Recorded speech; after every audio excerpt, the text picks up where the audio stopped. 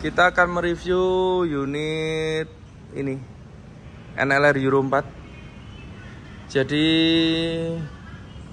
pemilik dari unit ini adalah Trek Good Trans dari Yogyakarta.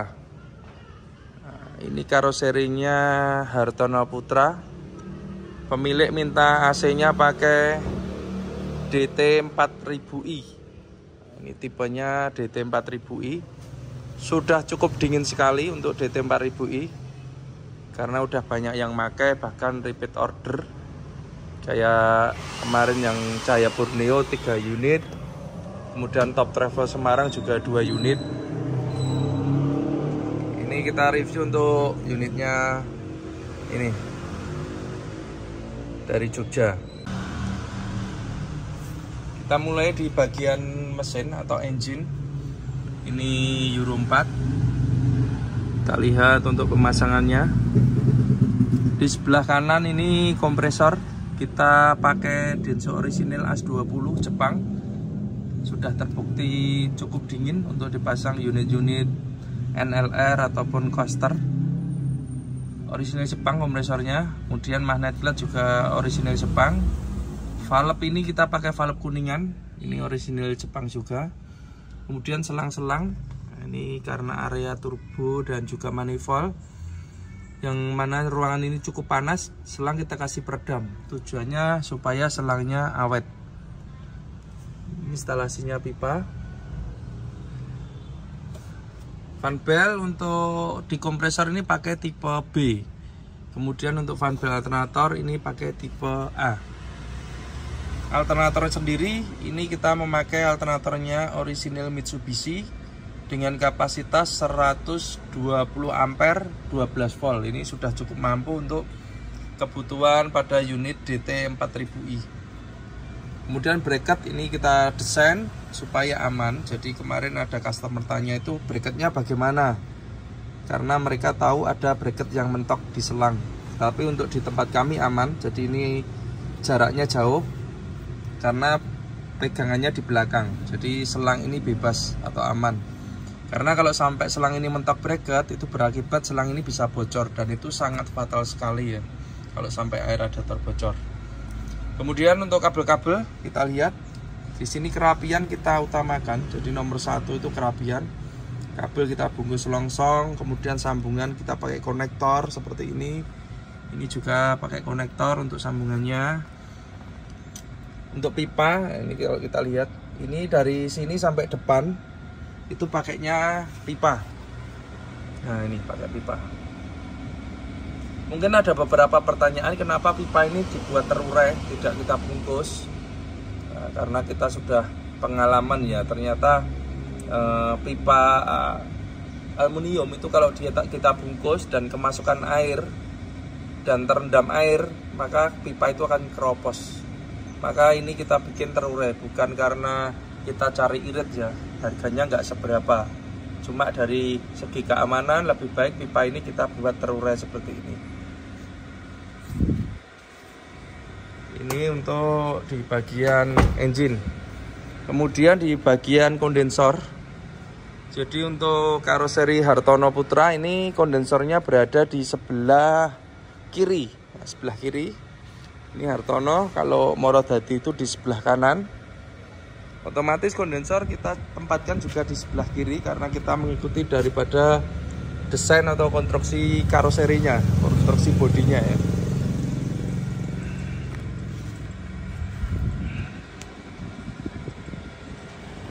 Sudah cukup kelihatan. Ini kondensor pakai kondensor multiflow yang cukup bagus dan ini tebal. Kemudian kita padukan dengan extra fan high speed. Ini extra fan yang cukup bagus, kecepatannya tinggi, ini kencang anginnya. Tapi untuk sistem kelistrikan ini kita bikin 2 speed atau 2 kecepatan, yang mana tujuannya dengan 2 speed itu masa pakai ini lebih lama. Jadi dia lebih awet, bisa sampai misalnya kalau dengan biasa itu 1 tahun 2 tahun, ini bisa lebih setengah tahun misalnya seperti itu, karena dia nggak kencang terus, jadi bisa pelan bisa kencang itu tergantung dari tekanan freon dan juga pengaruh dari suhu udara luar. Teknologi ini kita meniru pada unit HES komuter dan juga AC bis. Jadi untuk ini 2 speed atau 2 kecepatan. Kemudian untuk kabel-kabel sudah pasti kita bikin yang rapi seperti ini. Nah, ini sambungan juga pakai soket. Kemudian instalasi pipanya juga kita bikin yang rapi. Untuk bracket-bracket tentunya kita bikin yang kuat ya, karena medannya juga tidak tentu, kadang bagus, kadang jelek. Ini untuk instalasi pipanya. Nah, ini dari sini kita selalu pakai pipa supaya bisa rapi dan awet. Ini pakai pipa, kemudian juga kita klem ya. Tak ngolong dulu. Ini untuk instalasinya. Pipanya kita bikin yang rapi. Ini sampai depan sana. Jadi kita klem supaya pipa ini tidak bergetar ya, supaya pipanya aman. Nah, selalu kita kalau masang kita bikin rapi ini. Kemudian ini kabelnya kita bungkus longsong supaya aman. Ini sampai depan sana. Ini pipa yang dari belakang maju. Di sini kita pasangkan super cooler. Ini dengan kondensernya high speed juga. Kabel-kabel kita bikin yang rapi. Pipa-pipa juga kita bikin yang rapi.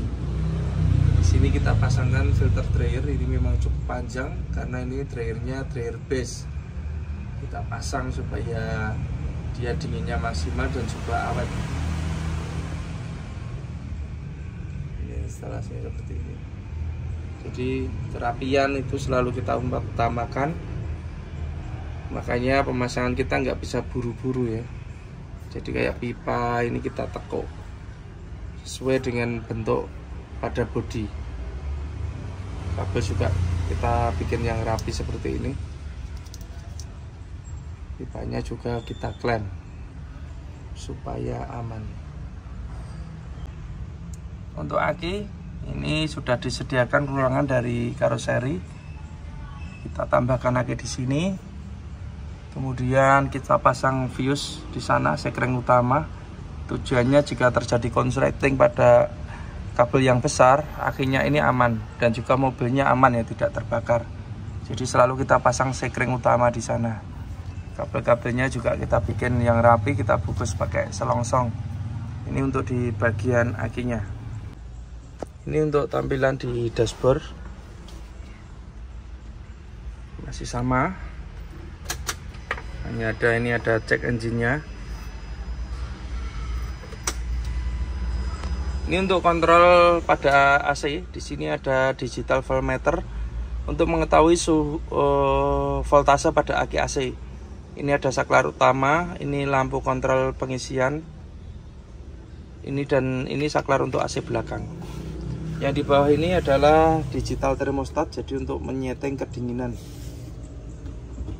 Kita kontak dulu. Pada saat kontak on ini indikatornya sudah nyala. Voltase pada aki AC 12,7 volt. Kemudian ini lampu kontrol pengisian. Fungsinya sama dengan ini. Jadi nanti kalau di start atau dinyalakan lampu ini harus mati. Sama.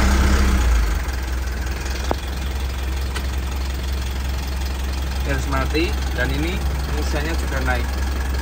Berarti ini pengisiannya udah normal, maka AC bisa kita nyalakan. Dan ini bisa kita setting sesuai kebutuhan untuk suhunya.